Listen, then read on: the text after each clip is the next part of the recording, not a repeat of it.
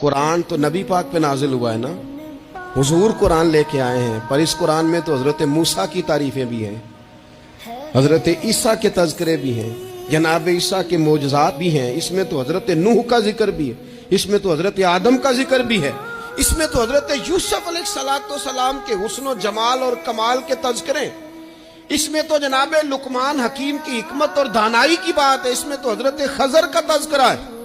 इस कुरान मजीद के अंदर तो औलिया अल्लाह की शान है, इसमें तो माँ बाप की फजीलत है, इसमें तो पड़ोसियों की बात है। इस कुरान मजीद ने तो गरीब की बात की, यतीम की बात की, बेवा की बात की। तो रसूल करीम ने बताया कि दूसरों को पीछे करके अपने आप को आगे नहीं किया जा सकता, तुम सबको साथ लेके चलो, तुम्हें अल्लाह इमामत अता फरमा देगा। हुजूर ने तारुफ कराया अपनी उम्मत को सारे नबियों का, रसूलों का, हुजूर ने उनके तज़किरे किए, हदीस में उनके तज़किरे हुए, हुजूर ने हर एक की शाने बुलंद कर करके बयान की और फरमाया किसी नबी की बात मेरे साथ मिलाकर इस तरह ना करना कि उनकी कसरे शान हो जाए माज़अल्लाह,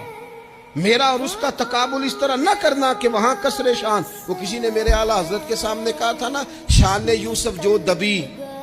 वो भी इसी दर पे दबी, तो आला हजरत कहने लगे हुजूर तो किसी को दबाने आई नहीं,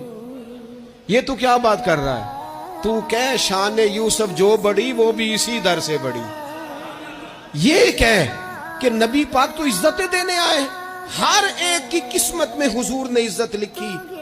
कहा बाप राजी हो गया तो रब राजी हो गया, फरमाया माँ के कदमों के नीचे जन्नत,